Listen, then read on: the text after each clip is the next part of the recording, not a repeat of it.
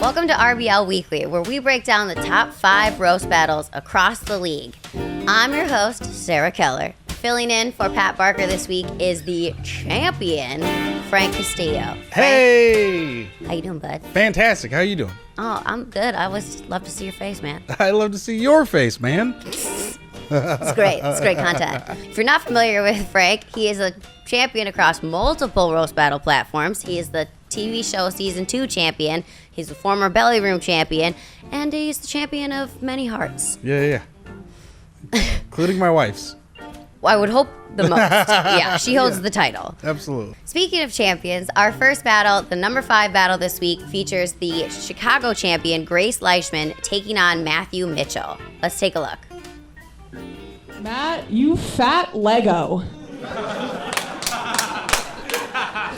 You look like you ate Play-Doh well into your teens. Grace is from New York City. She was originally a gift from France, and she's made entirely of copper. The only difference between Grace and the Statue of Liberty is that more tourists have been inside Grace. Matt looks like an anti-vaxxer who already has the side effects he's afraid of.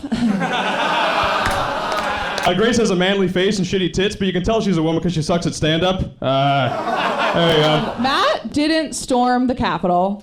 It was more of a waddle. I do want to say it's great to be roasting Grace. A lot of people have been saying that her victories are undeserved, but I think it's great that the colleges have been letting her swim with the girls. Matt, you look like if Clark Kent had an extra chromosome. Grace wants to have kids someday. Her plan is to trap them in her cloud castle after they climb her magic beanstalk. Matt looks like a dumpier version of the Verizon guy. But instead of "can you hear me now," it's like, "can you feel it now?" She likes rough sex. Her safe word is fee-fi-fo-fum. So you gotta hear her then.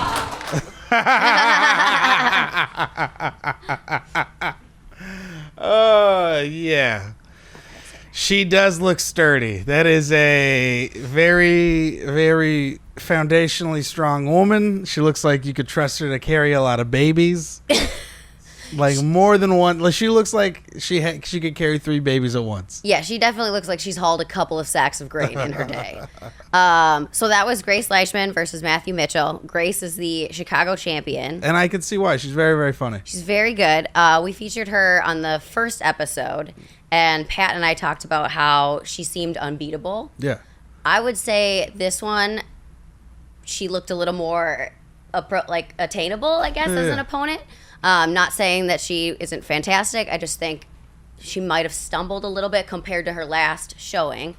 And as a former champ, can you talk a little bit about, what it's like to have really great battles and then be on top of the world and then maybe flub a little bit and then come back? The crown is heavy. Yeah. You know what I mean? It is, once you get on like a streak that I feel like that pressure to constantly maintain and like be good and like follow through it's always, it's always tough, right? But I liked the battle because I liked her comedy and there's the different styles of jokes she used, The other guy was very funny, but it's like you only call someone really tall and fucking, a giant. So many, yeah, exactly. Yeah. You know what I mean? I like variety, Yeah. Call her a slut too. You know what I mean? Something different, But I thought his jokes were great. But hers, I can see why she's the champ because it was a lot of different things. Especially when it's like a traditional white guy like that, it's so hard to constantly make new and different jokes and not hit one note. Definitely. Yeah, I think she definitely had a wider spectrum of jokes. Which is good because he looked like he was on the spectrum. Yeah. For sure. And I think one of the hardest things about being a champion is, in my opinion, roast battle is an underdog sport. Oh, absolutely. And so the more you win, the better you get, the more people don't want you to win. No, people love an underdog. Yep. Underdogs do great in this sport. The best. Yeah. And Pat and I have been bringing up jokes that we want to put a moratorium on. Mm-hmm. And Grace hit one this time, which was the extra chromosome. Yes, yeah, absolutely. We can be done with that one. Yeah, I've heard it a million times. The newest one that everyone keeps doing recently is looks like you ordered so-and-so on Wish.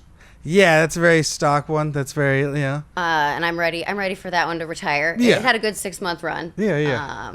Year. Yeah, when it's like it's certain jokes to where it's like, well, yeah, I get it. You're just doing an old version of like an older version of a looks like joke, but the format's just a little bit more up to date. Yes, Yeah, exactly. Yeah. It's not that it's lazy. It's just you're putting all the work on the audience instead of yourself. Yep. Yeah. So speaking of being on top of the mountain, being a champion, this next battle, our number 4 battle coming out in New York, features 2 brand new battlers. I love brand new battlers. I also love battles featuring 2 newbies. So let's take a look at this New York battle featuring Lucas, Arnold, and Max Gross. All right, who would like to go first? Hey, Dennis first. Hey, that means it's on Max. It's your final fight of the night. Give me all the energy.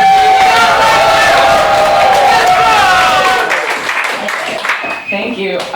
Lucas has a lot of followers on TikTok. He's had an amazing career trajectory. The only thing that can stop him now is a gentle breeze.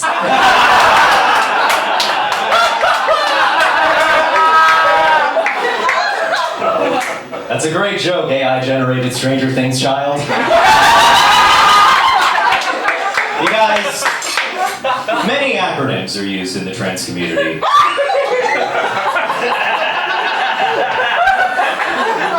AFAB is one that stands for assigned female at birth. The acronym applies to Max for a second reason, because they're also a fuckface ass bitch! And when I finally start taking tea, we'll be able to grow the same amount of facial hair.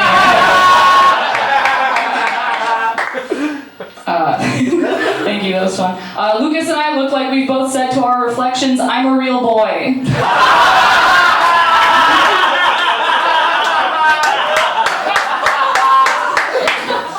It's crazy, you know, Max, I think Max looks a lot like Eeyore from Winnie the Pooh. If Eeyore was non-binary, Jewish, and also fired from Comedy Central. Thank you, gay Pixar lamb. Lucas has more TikTok followers than I do, but I have more alive dads than him.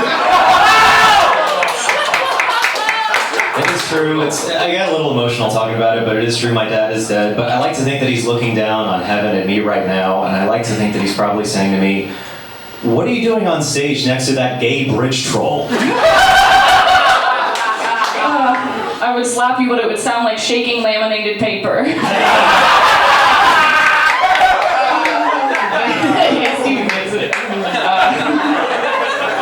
Lucas looks like a giraffe, but a baby one because he keeps going for the low-hanging fruit. Guys, Max is such a fuckboy, their top surgery is just gonna be a fade.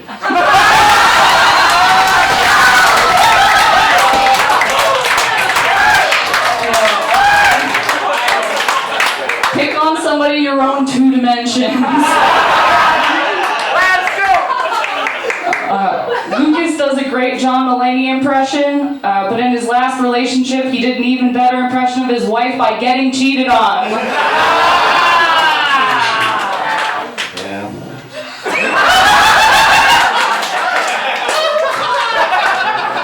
It's crazy you bring that up. You know, I may have gotten cheated on, but you're poly, which means you pretend you don't get cheated on every day. Thank you, wacky waving inflatable tube boy. Hey, clap it up for these 2 battlers!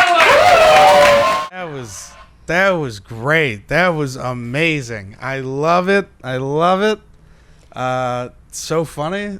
That was a phenomenal battle, like That was, top to yeah, bottom. So great. So great. Every joke. The top is a fade surgery joke. Flawless. So great.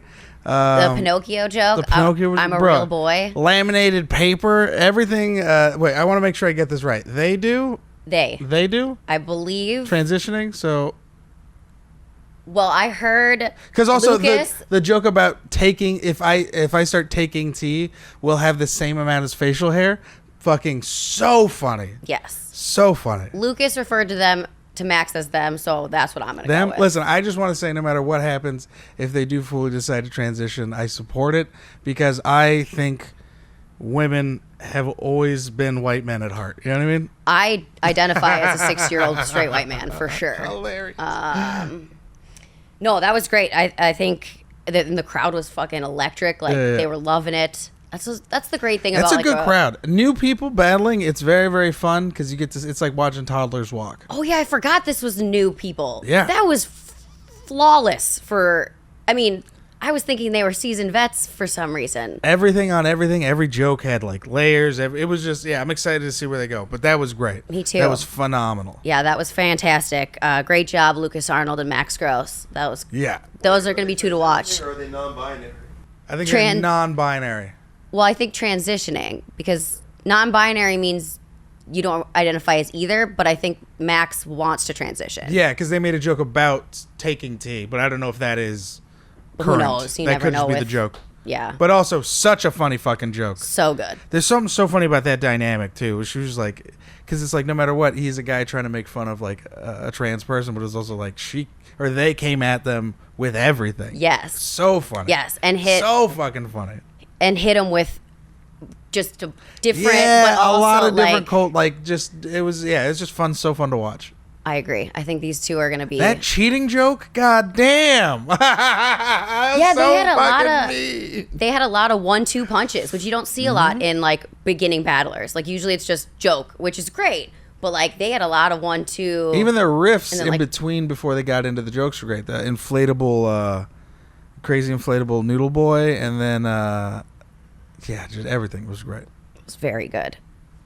Speaking of great battles, this next battle is number 3, which is Effie Meadows and Ashley Monique.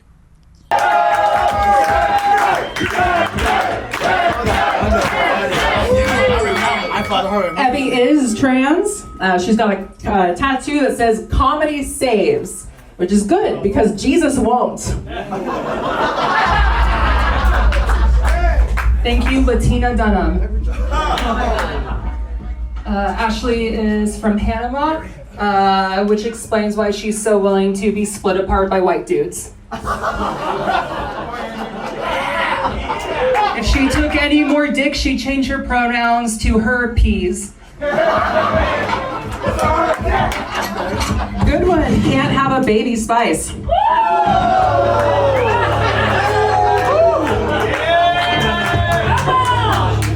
Effie is sexually attracted to men, but she is in a lesbian marriage. All that hormone replacement therapy, and you still have a beard.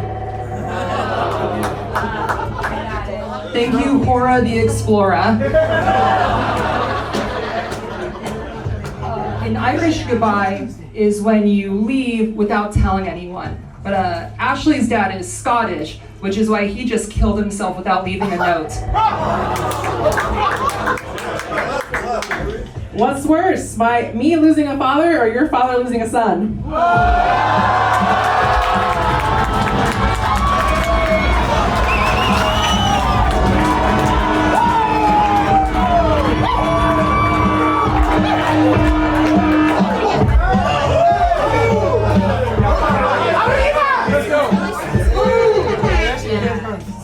Effie is Greek. Her favorite movie is My Big Fat Greek Parents Didn't Come to My Wedding. Thank you, and Encanto.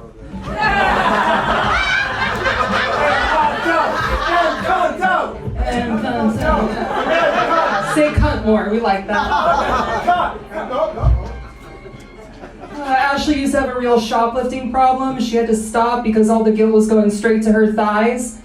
Now she has the ass of a Pixar mom and the face of a DreamWorks donkey.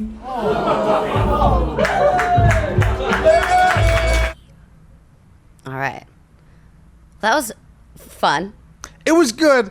I thought overall it was a great battle. I think the crowd got weird at certain points. Yeah, I think they both had some really big hits and they both had some epic misses. Yeah, the joke about losing a son was great, but I feel like I've heard another trans battle do a joke similar like that, but it's still in the moment. Great joke. It was great, and I think that's what won her the battle. Yes, was that one for sure. I thought Effie's last joke, she could have cut out all the exposition in the front and just said, "You look like a Pixar. You have the butt of a Pixar mom with the face of a John." Like I didn't follow the shoplifting. Yeah, quicker's better. Some people want smooth transitions and stuff, but quicker's just better. I didn't even get where she was going with Yeah. the shoplifting joke. And I love Effie Meadows. Yes. You know, they're so great. They look like every lead singer of every emo band I loved in high school. Yes, she does. Uh-huh. Yes. And the second, Ashley's second joke, I don't know about you, but I lost it. I couldn't understand what she was saying. Yeah. So I think that hurt her too. She had a few fumbles, but overall, I like a good battle. I still like it when people fumble because I'm always interested in seeing the recovery. Yes. And I think she didn't try to recover. Yeah. Because we just didn't catch it. But El Canto, hilarious. so good.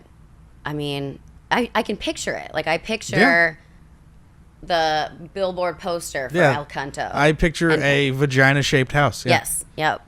So Effie is from LA. She's an LA-based battler. Yeah. Ashley Monique is a Bay Area battler. Yep. So we're starting to see a little bit more of like commingling between our leagues. Yeah. And this next battle from London has Lee Hudson, who battled Digits here in LA, and Lucas McCrary from Austin just flew out and battled him in London. Mm-hmm. So I would guess we're going to be watching that battle at some point. But this week at number 2, we have Lee Hudson versus Jack Davies. Hello, this is Lee. He looks like if a homeless man was sponsored by Primark. I think you look genuinely like a 7-year-old has drawn you because your facial features are so small relative to your face. You look like a thin person peering through a fat person. Like if you and McGregor put a load of like prosthetics to play the lead role in the new sort of live action version of Shrek. We have the same face.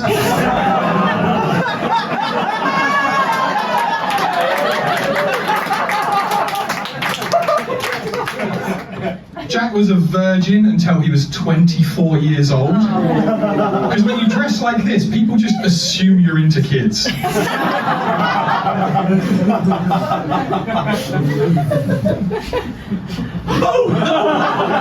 They laughed, your turn. That's how it works. So, these are a few facts for this joke to work. Number 1, Lee's dad isn't very proud of him at all. And the reason for that is because quite a large part of your personality is just liking McDonald's, isn't it? That's mainly what you do, isn't it? Yes, you didn't choose your dad as a role model, you chose the guy from Super Size Me. And that's why he calls you the McDisappointment. He says, you will amount to Egg McNothing. Who's your daddy? Jack openly admits to having a tiny penis. So the only time he'll ever be described as well hung is when he decides to kill himself.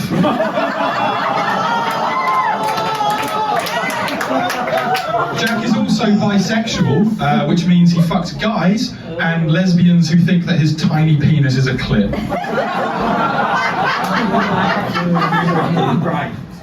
Wonderful, you're lovely, you are. Okay. You're not a bad guy, you're just relentlessly bland. Like, you're like the personification of a plain digested biscuit. You're the love child of Keir Starmer fucking a chicken korma. You're like the Jesus of beige. You're the Messiah. The Father, the Son, and the holy lack of fucking any spirit whatsoever. Coming from the guy that just puts on a colourful jumpsuit to be interesting. Oh dear. This is a true thing as well. Jack used to carry round sanitary products to offer out to women that he suspected were on their period. Oh, God! No! It's not nice. I wish someone would stab you for that behaviour so that you would then be the bleeding cunt.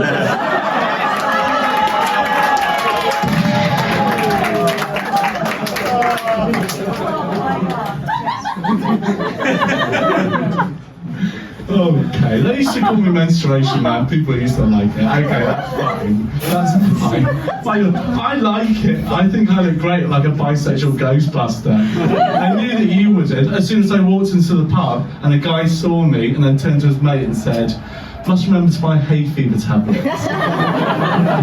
You're all just writing all your jokes for it. My God, I'm going to remember what I'm going to say in just a second.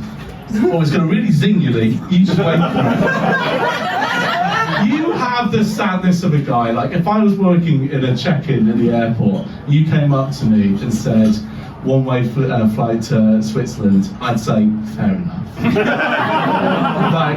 You look like the kind of guy that, you know, has been told, he's so sad, you've been told you've got a week to live, and you can only think of 4 days worth of activities. If a teddy bear could be depressed, you look like that. You know the teddy bear that the police use when they say, show us on the bear. And everyone wins because the police get the information they like, and Lee gets touched. Oh yeah. Jack works as a speech and language therapist in a school for special needs kids, which I think is really admirable because that's difficult. It's difficult going into work every day knowing that those retards have bigger dicks than you.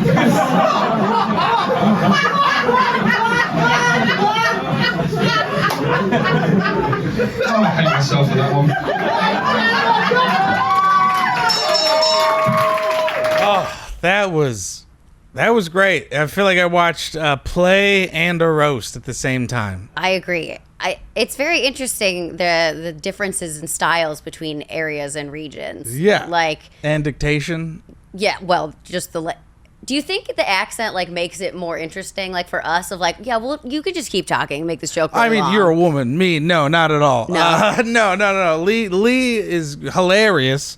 The other gentleman that looks like something Elton John would come in is, yeah, he does. He does look like a kerchief.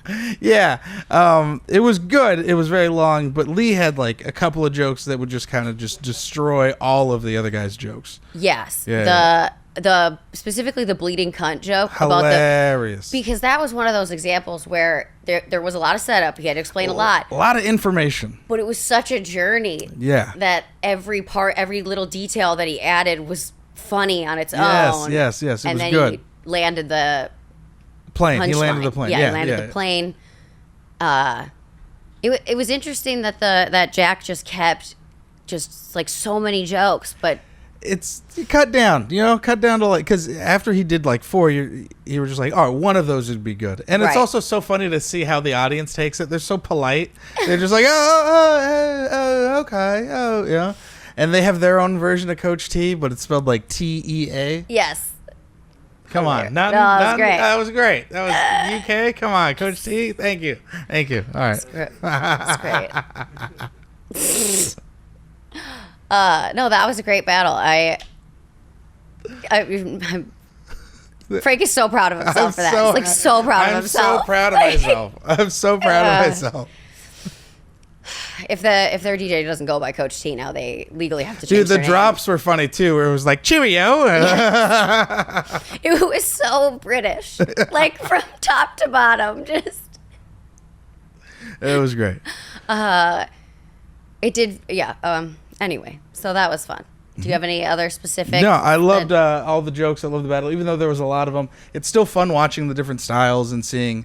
It's fun watching the different cultures handle this format and see where they go and how the comics develop. Yeah, I would agree with that. And also, don't hand out sanitary napkins to women ever as men. Just don't fucking do that. That's horrifying. Are you bleeding? Here's a wipe. That is right? How do you approach someone with that situation? I can't. Okay, that's not the podcast. Also, but imagine the chick that's into it, because then you're like, that's a keeper. yeah. Well, maybe that's how he finds his wife. I don't know. From a very British battle to a very California battle, our next battle is from the Belly Room in Los Angeles. It's featuring Josh Means versus Logan Farr. Are we ready for this? This is Bay Area shit. Let's go. Little fact about Josh, he loves basketball and his wife is divorcing him. So, you can catch him on the court or getting served in court, getting his position taken by a black dude. Damn.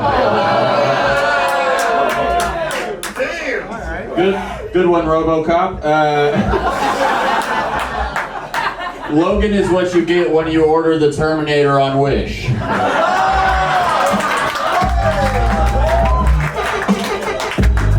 Thank you, Unlucky Charms.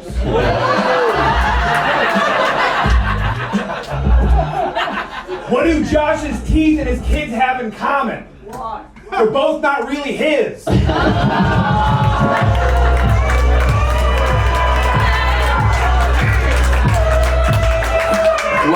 Logan's only a dad because he had the best benefits.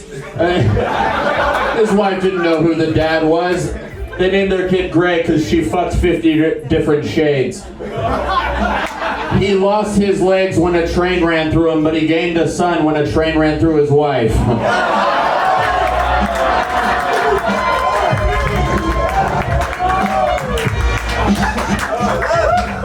Josh, you lucky you still sell weed with seeds in it.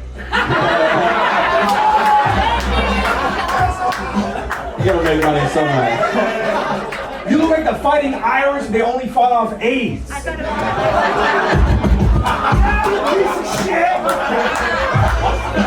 Good one, Disableham Lincoln.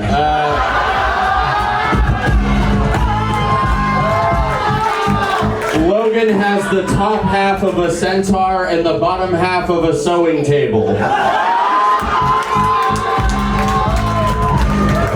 Yeah, this was fun. Keep it going. See, it's tough when you do one more joke like that, especially when you get like that was such a good, solid joke from Josh.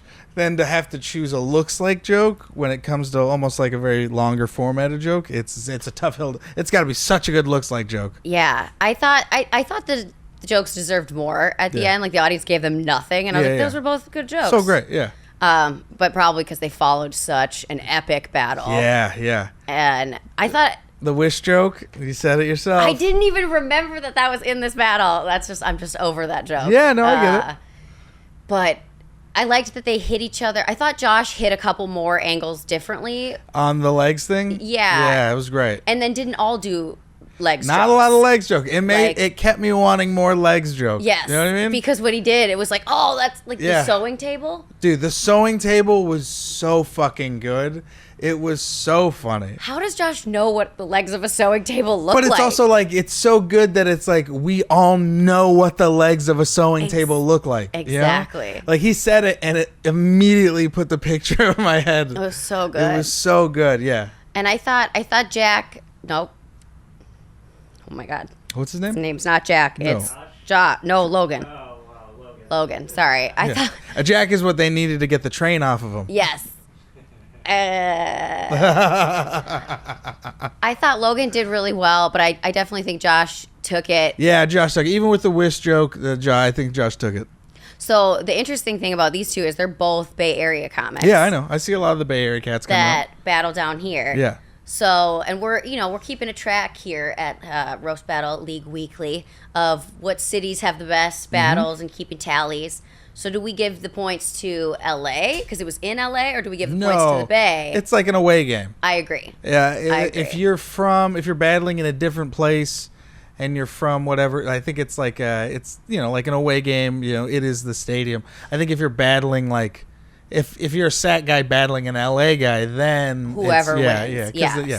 That's what I would agree It's a weird thing of like mixing especially with roasting, it's like mixing boxing and like regular like basketball or like regional sports. You know what I mean? Yes. Yeah. Because you can still have your teams, but then each person still is an individual athlete. Definitely, yeah. Does that make sense? So I think I don't know if that made sense. I don't watch a lot of that made sports. total sense. I mean, I also don't watch sports, so it might not make if you don't watch sports, that sports analogy made a lot of sense. Pat's screaming at a wall somewhere. He doesn't even know it yet. But. Yeah. But yeah, so I think that means the Bay Area got the #1 battle this week. Yeah. That's dope. I think Bay Area is a really good city. I think one of their best battlers just moved to New York. I always talk about him. His name is Ryan Goodcase? Fuck. I think I fucked his name up. I'm all baked, so I want to make sure I got it right. Yeah, Ryan Goodcase. I got it right. Yeah. Right. Yeah. Wait, so then when he battles in New York, does it go to... Nope, he's New York. He's New York now. Okay, that's what I thought, too. Yep. It's wherever he By lives way in of battle. Bay Area. Yeah. All right, well, it's been a great episode of RBL Weekly. Oh, that's it? That Yeah. flew by. This was so much fun. That's it. Any last words, Frank Castillo? Yeah, great job. Happy to be here. This was great. I can't wait till Pat Barker can't make it next time. Yeah. Have a good weekend, everybody. Have a Or good week, or whatever this comes out.